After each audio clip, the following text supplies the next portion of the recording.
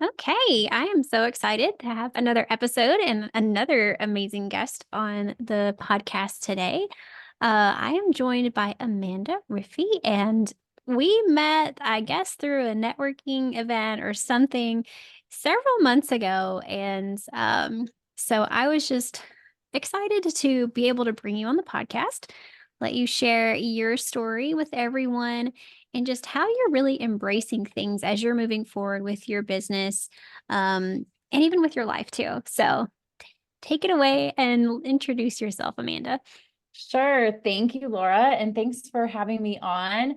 I am, as you said, Amanda Riffee. I'm a wife, a mom, a travel lover, a friend, now event and retreat host.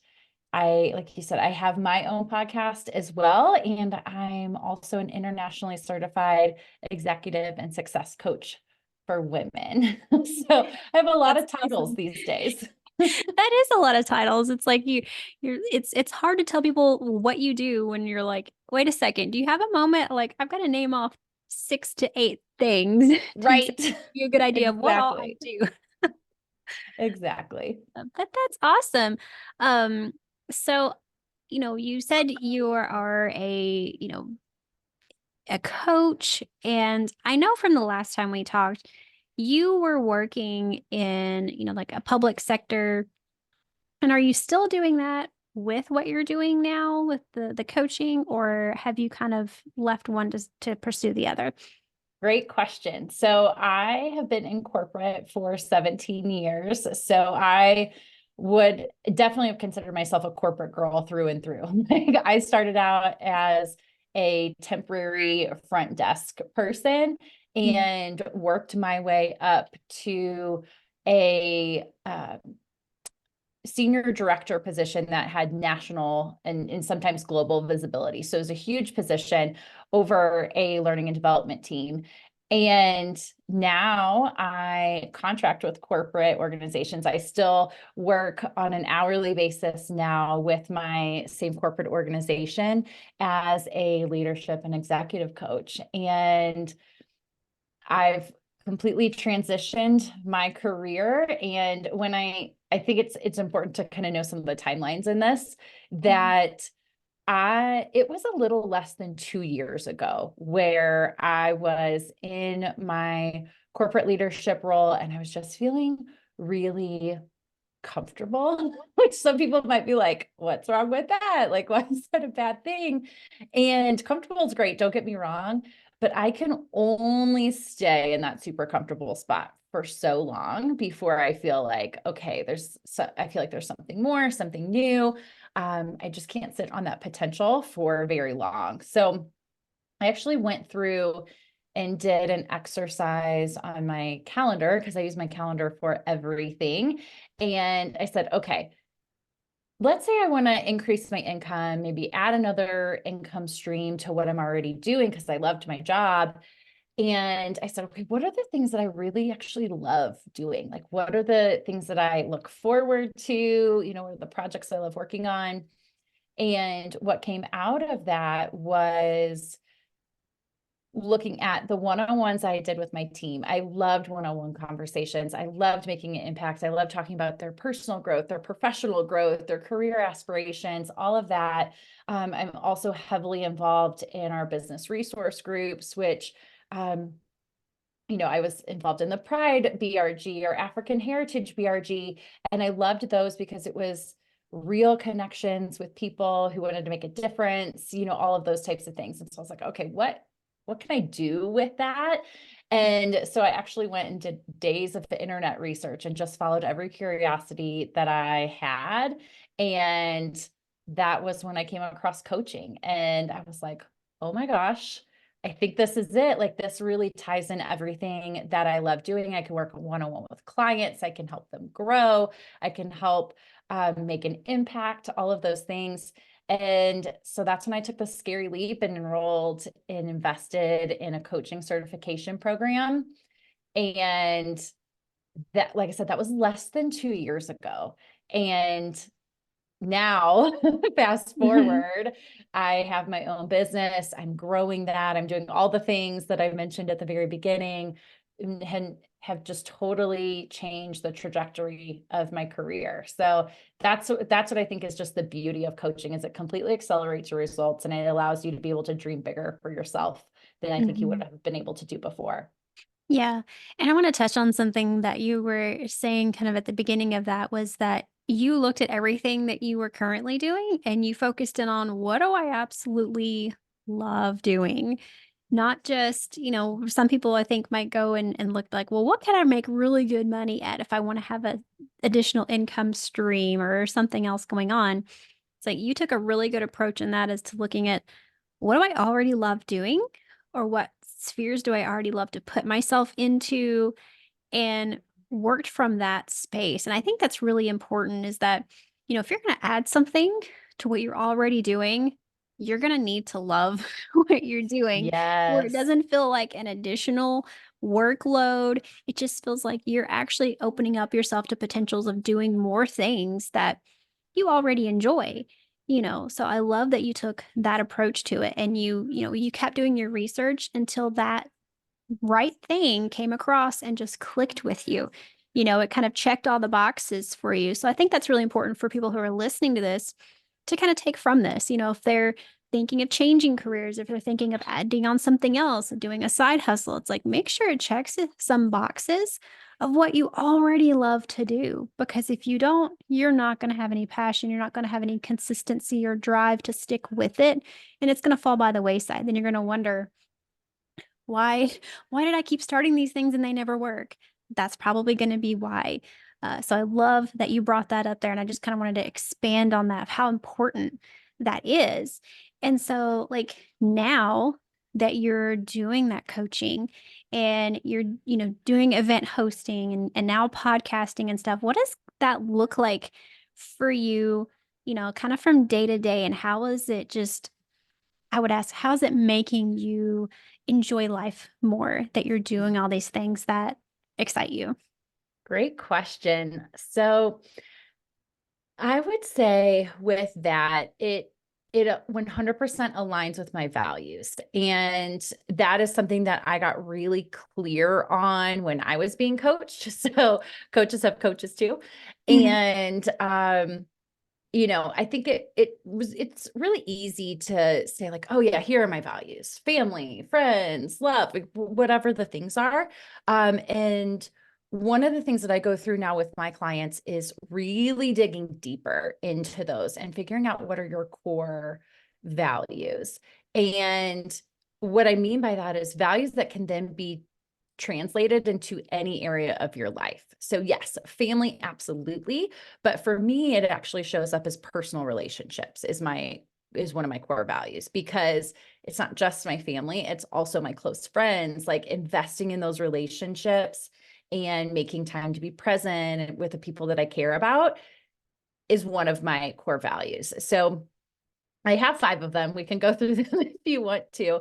But every business decision or life decision that I make centers around those values. And I think that for me is what helps me stay consistent in what I'm working towards. It's what makes sure that whatever I'm working towards lights me up.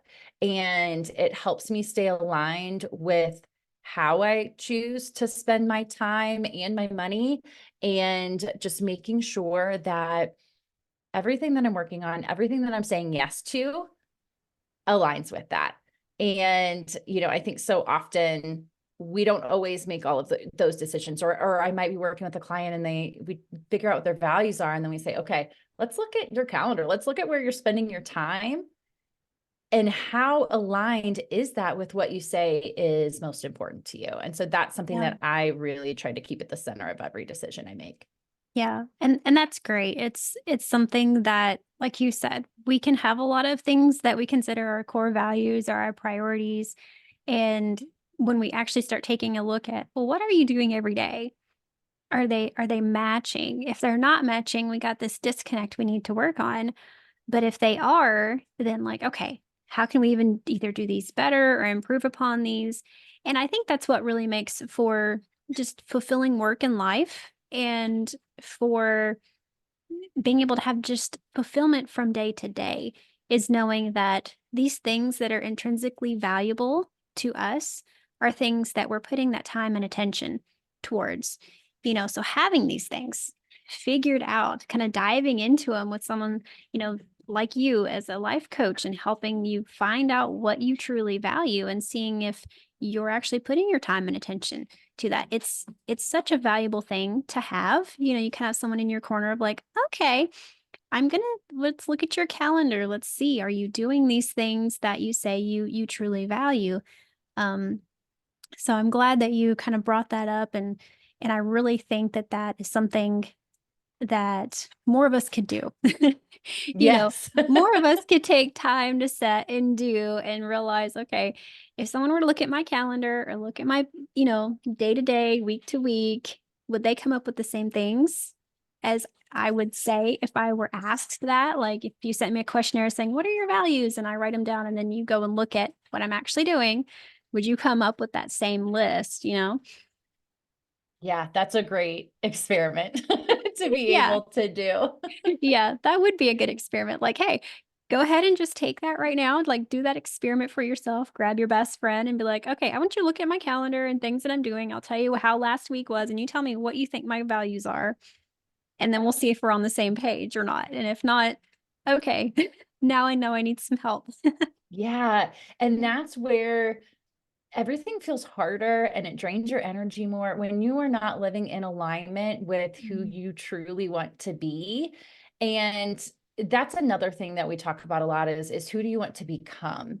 Because I think we talk so much about what do we want to do and, all of those types of things. But it's almost more important to figure out who do we want to become and, again, who am I being right now and how does that align with who I want to be in the future? Yeah, yeah, I totally agree with that. It's definitely one of those things of like you're saying, we decide who we want to become. It's important to know that in conjunction with what are the things you want to do? Because the person who's doing that, you got to figure out what type of person that is able to do those things, to enjoy those things. Um, I think it's something that I've even started working on personally of just, okay, if I'm seeing my future self kind of looking this way, doing these things, and then I realized if I'm not just doing small things in that direction right now, I'm never going to get there. I'm just going to sit around waiting and wishing and hoping that one day I could be on a stage speaking, or I could be, really healthy and fit and able to lift like 100-pound barbell with no problem or something like, but I'm not going to get there. I'm not in the gym lifting, a couple days a week, and I'm not going to get there if I'm not practicing, all these little bitty things we can do. I seen a really good analogy of this. A friend posted this on Facebook yesterday or the day before. And it was a picture of this woman trying to pull a mountain behind her. She had like a rope around it. She was trying to pull, and it's like, you can't do it all at once. And then it had the next picture of her just taking rock by rock, piece by piece, and moving it. It's like, she's going to get that mountain moved when she knows that you have to take it piece by piece and she works on it consistently. And I think that's sometimes what we butt heads with is, I want to get this and I want to get this done. I want to become this. You have to break it down into those little bitty pieces and start chipping away at it a little bit at a time. And I even took time to record another podcast earlier today that will come out somewhere around this one. I don't know if it'll be before or after, but it was to that effect of, I realized like that it just, you have those epiphany moments. It was definitely an epiphany moment where I'm like, I can see these little things I'm doing. They're little bitty chunks of that mountain that I'm trying to, overcome, or, that picture that I'm trying to be that in my head. I'm starting to paint little bitty pieces to it right now, but the little things that I'm doing every day. And I think when we can make that correlation, we can see that, oh, this little bitty 20 minutes I spent on this is not like that's it. it's going to compound day after day when I spend 20 minutes doing it every single day. Yeah, I absolutely love that analogy. And it sparks two things in me. One is I have a post-it on my computer that says, how would my future self show up today? And I think that's just a perfect reminder of, anyone who's done that future self exercise or has even envisioned far out into the future of, again, who do I want to become or what do I imagine myself doing? It's that reminder of, okay, how are you going to show up as her today, little by little? And then I think the other thing is you're moving those mountains, as you're moving those pieces. Again, it might feel in the moment like you're not making as much progress as you want to, or you still have your sights set on this really big vision. And I think that's when it becomes just so important to take time to celebrate your wins. And that's something that I absolutely had to learn how to do more of when I started my own business, was because I'm so goal oriented. I always have this vision. I always have this next thing that I'm working towards, that I had to force myself to not only slow down, but go looking for those wins and just journal it out. And when I do that, I look at myself then through a whole different lens of like, holy moly, look at all the things that you've accomplished between, this time and this time, or look at those shifts that you've made internally in that time frame. And when you can go really searching for those wins, that is what is going to keep you moving and moving towards that next thing, but also being able to be super present with where you are right now, because there's so much beauty in where you are right now. I know there's a quote around like, right now you're living your unanswered prayers. There was a version of you that would have given anything to be in the spot that you're in right now. Meanwhile, you're just looking forward of like, oh, I need to be there. I need to be there. And sometimes we forget to appreciate exactly where we are right now. Yeah, yeah, that's so true. And I think that, as you were talking about, appreciating where we're at, looking back and seeing what we have accomplished and checking those wins and celebrating those wins, those are super important things to do. They're small. They're almost easily missed when we get too busy.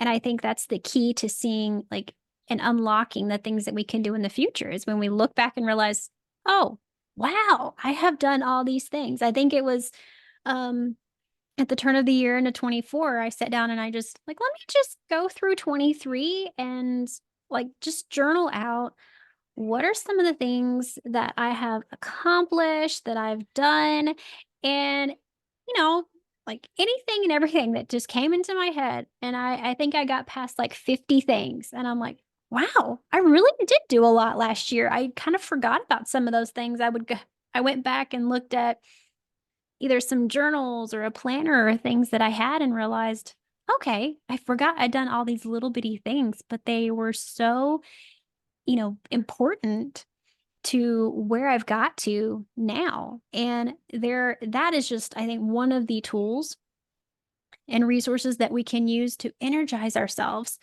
for where we're at right now and what we're moving towards.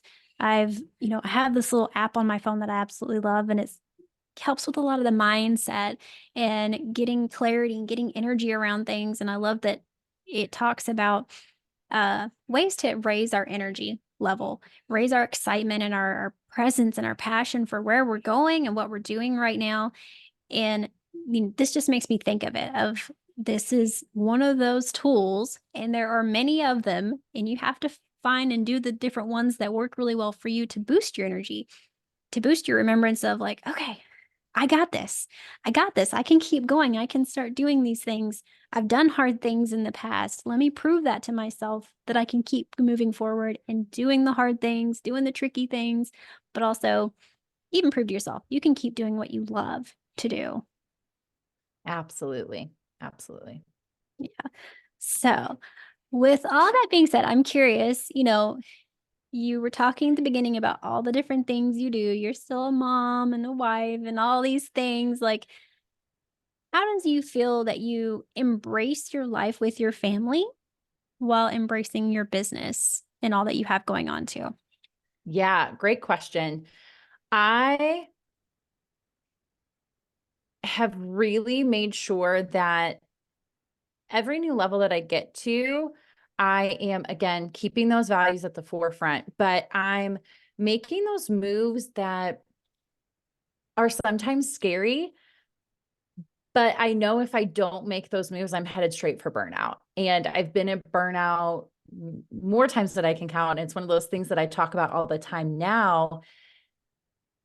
And I'll give you an example, right? When you and I met, I was working full time in my corporate job while starting a business. And that can only work for so long. That can only work for so long when, again, my values are being a present mom, being a present wife, being a friend that invests in those relationships, all of those things. You can only do that for a certain amount of time before something's got to give, and it's not going to be my family.